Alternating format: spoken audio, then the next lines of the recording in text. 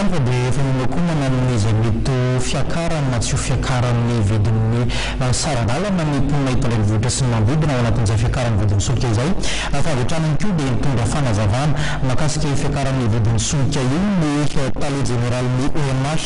na ny office malgache des hydrocarbures toy izao avy hatrany ny fanokeviny nahoana izay fiakaran'ny vidin'ny solika izay.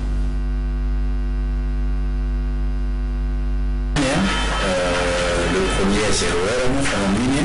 dia miakatra marina ny vidiny prix maxima ny zavatra voakana ONH dia prix maxima hoe vidiny tsy azoara fa mikolle daholo le distributeur rehetrarehetra nanofa zay ny prix maxima dia samy matsikaritra zany hoe miakatra 80 ariary par litre daholo na ny lasantsy na ny pétrole na ny gazoil mitsaro mariana zany hoe talohan'io aloha tamin'ny volana septambra sy volana octobre dia lasa matabiditsika hoe vidina kelikely na bedibe tamin'ny septambra dia mbola midina tamin'ny octobre dia zao zany izy miakatra aloha dia zay ny tiako mariana voalohany iteny avy eo hoe valopidinana dia fiakarana iovaova foana le parametre reo dia zay zany miantona natena fahatsika napidina tamin'ny volana tamin'ny septambra tamin'ny octobre dia misy aloha ny natanjaka zany ny ariary raha nampiarina tamin'ny dollara zay moa le cours de change talohan'ny tantsika tamin'ny premier semestre tanoany ny dollara anankiray zany dia teo amin'ny 3200 ariary teo dia midiny izy sa misy an'izay l'appréciation ny ariary zay tonga hatrany amin'ny 3000 na misy fotoana latsaky ny 3000 ariary mihitsy ny dollara anankiray zay zany nafahatsika hoe napidina aloha tamin'ny volana septambra mbola nanampina hoe fadinana tamin'ny volana octobre kango zavatra hita zany ile appréciation ny ariary nahazo tanjaka ny ariary napitainana hoe nanalemo dollara arakarak'izay fijerevantsika azy vetively be efa miafatra reo mpanao gazety angamba samy manaraka tsara le cours de change le avoakany ere amin'ny marché interbancaire de devise efa tafaverina sahatsika rehefa mihoatra ilay hoe un dollara zao efa mahery ny 3200 ariary zay zany natonga azy hoe misy le fidinana be velona taona ianarana io dia rehefa aveo izy miakatra amina fotoana tena fohy dia fohy dia efa velontsika zao le 3200 ariary zay zany natonga azy hoe raha mbola nieritreretina hoe taorenan'le fadinana tamin'ny octobre hoe mety mbola hidiny ity nanome ataontsika hoe surprise somary tsy tena hoe ratsy fa zavatra somary tsy nampuizina ihany zany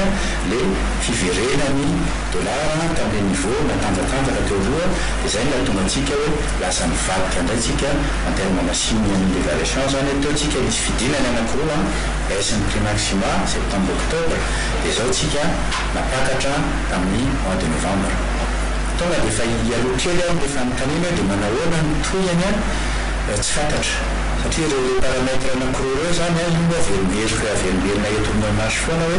misy aloha dia les prix internationaux prix pétrolier internationaux zay somary tsotsorona ihany amin'le mividiny cours-ny pétrole brut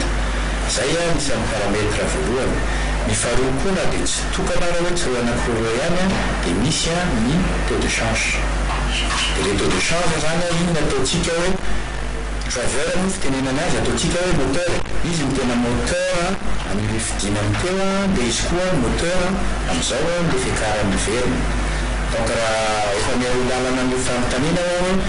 reo le groupe na centre-mpamaritra parametre anankiroa reo zany mividy ny pétrole brut ny solika tsy voadio ny am'sam-pirenena dia ny faharoandray ny cours de change ny dollara raha mitaina amin'ny ariary dia miankina amin'io zany le azo eritreretina aloha hoe metsiketika ihany ny prix pétrole brut amin'izao samina itsika fa hoe mihoatra 50 dollara baril dia zao ndray izy midina dia zao resy 48 amin'izao zany raha environnement ianantsika amin'izao dia somary mahazo vahana kely amin'le hoe manome an'le direction le prix dia somary ny taux de change reo zay zany ny azoko tonga dia hoe ianticiper n'le fanontaniana avy aminareo na avy amin'ny tsika mpanjifa koa hoe le mety mouvement prix à rapport zany amin'ny volana décembre nanonana dia manara-maso akaiky zay aloha taorinan'le fiakarana somary enjakenjan'ny cours de change iny manara-maso ny cours-ny dollara raha endriendry tsy dia stable kely dia arakarak'izay koa mety ny fahitantsika azy fa amin'izao zany cours-ny barilana brut aloha na 49 izy na 50 izy na 52 izy a tsy dia izay loatra aloha no teneniko teo hoe le moteur amin'le variation prix à la pompe dia aty amintsika amin'izao. Maninona ny prix maximal foana no fahitatsika marche zany par rapport amin'izay anatin'ny vérité privatsika dia maninona ny prix maximal foana no fahitatsika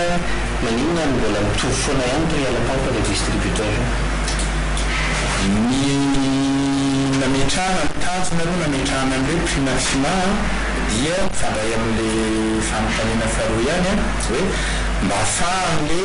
distributeur tsirairay zany a mba manao famonanana hoe anjara zareo rehefa tsy mihoatra n'iny ianao a dia zay tianao rehetrarehetra atao ambany mahafantatra ihany koa tsika raha midina ambany loatra mety tonga amin'le vente-à-perte izay a voasazy voarara ny lalàna fian'ny concurrence fa mba ahafahan'ireo manao ny concurrence ny zavatra hita eto amintsika zany a tsy voalohany io a efa hatramin'izay mihitsy hoe prix maximal foana no navoaka tsika tsy nametra mihitsy hoe zao ny prix an'ny lasante tsy azo atao ambany tsy azo atao ambaniny io tsy azo atao amboniny io zay fotsiny dia fanontaniana faharoa zany a dia totoko numéro mpanjifa le fanontaniana hoe